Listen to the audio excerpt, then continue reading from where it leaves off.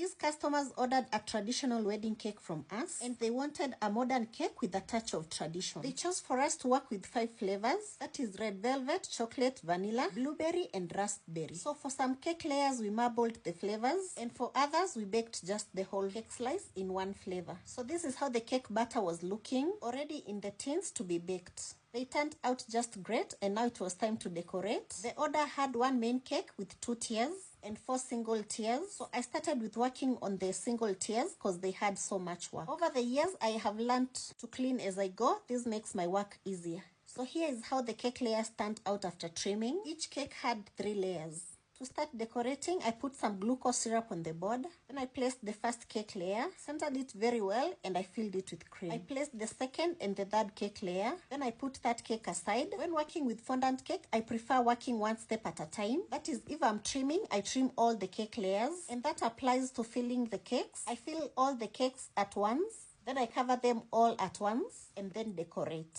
This makes my work easier compared to when I choose to work on one cake entirely. So I filled all the single tiers, putting them aside, and they were the one carrying the traditional theme. So here I was shaping them. I trimmed both the top and the bottom, and because I was doing the serving dish, zile za kitambo, I used the same crumbs to fill the tops. At first, I wanted to do the tops using just fondant, but then I thought of using the crumbs that I trimmed on the cakes. This is how I had crumb coated them so that I can just cover and place the fondant tops. After changing my mind, this is how it looked. I placed the crumbs on top in order to get this shape. I did that for all the 4 cakes. They were the giveaway cakes and they had different flavors. After that, I crumb coated them and now it was time to cover them. I had already prepared the fondant, so here I kneaded it.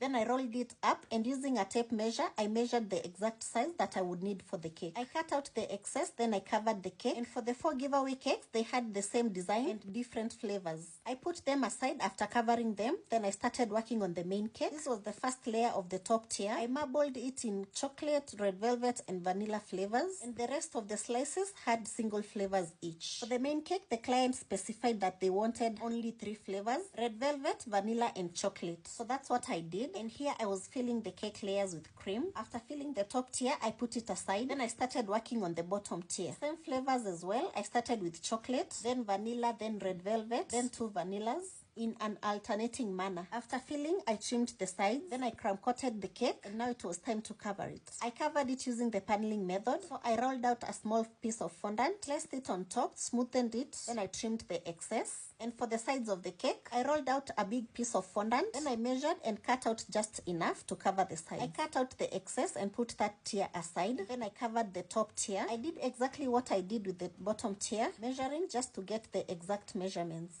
After covering it, I trimmed both top and the bottom parts of the cake to remove the excess fondant. Kitambo, I used to struggle with fondant, but nowadays I'm the guru. I love working on it so much, and I get too excited every time I get an order for a fondant cake. Now here I was steaming the cakes to get rid of the excess corn flour. Then I added a little border just where the 2 lines of the fondant met. And oh my days, steaming cake is so relaxing. Once I get to this stage, I get super relaxed because I'm done with the 98% of the work that I'm supposed to be doing. I made sure to steam every single tier, including the giveaway cakes, and this is how the canvas turned out. They were all white before decorating. Follow and like for part 2, where we will be decorating the cakes.